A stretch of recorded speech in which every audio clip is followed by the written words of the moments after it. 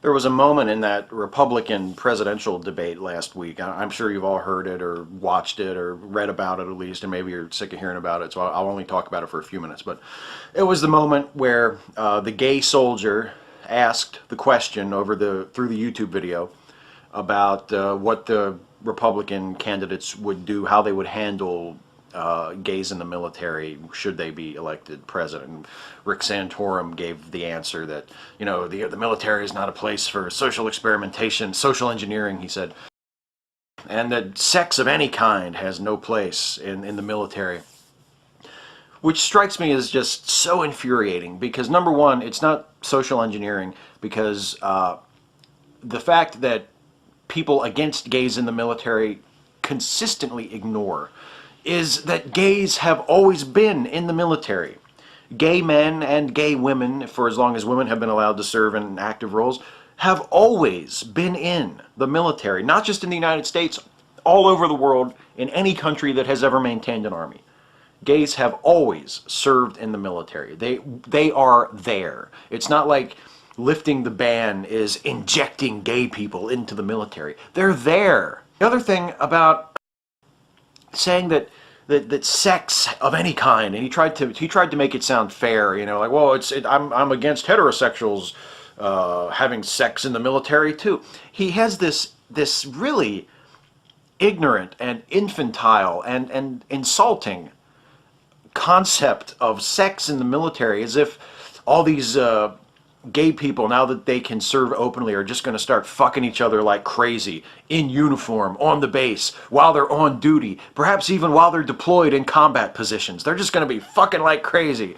And if the men and the women, the heterosexual couples, were doing that too, well, he'd be against that too. So it's totally fair. That is not the issue even remotely. What it means is that if a gay man is in the army and he's in a relationship, he will be able to give his partner a hug and a kiss when he comes home from deployment without having to worry about being found out, without having to worry about an investigation being opened against him. That's what it means, you asshole. It means that soldiers are free now to, I shouldn't keep saying soldiers, members of the military, soldiers, Marines, sailors, airmen, everybody in the military, are free to live their lives as they see fit, while also doing their duty in the military and doing their best to serve honorably. They can also live their lives, and they won't have to live in secrecy anymore. And it's a good thing, Rick Santorum. It's a good thing. It's not a bad thing. And it has nothing to do with your perverted, weird view of sex or social engineering or any of that other horse shit that you tried to put on people. The other thing about that was, of course, the people who booed the gay soldier when he asked that question, when he identified himself as a gay soldier. He asked the question, and there were people in the audience who booed him. Where the fuck do you people get off? It was a Republican primary debate, so I presume it was a pretty conservative audience. And to just think not only of how conservatives, especially in the last 10 years since we've been at war, have been such just over-the-top, uncritical, rah-rah cheerleaders for the military. I mean, there's no segment of the American population that is a bigger bunch of apologists for the military, no matter what it does, than conservative Christians. The military just can do no wrong in their eyes. They are such boosters of the military. And so much so that they will defend members of the military, individuals, when they do horrific things. They tried to minimize the mistreatment of prisoners at Abu Ghraib. They tried to defend those people who humiliated and tortured people who were their prisoners, who were their responsibility, for fun. If Lindy England had asked a question on that YouTube debate last night, would they have booed her?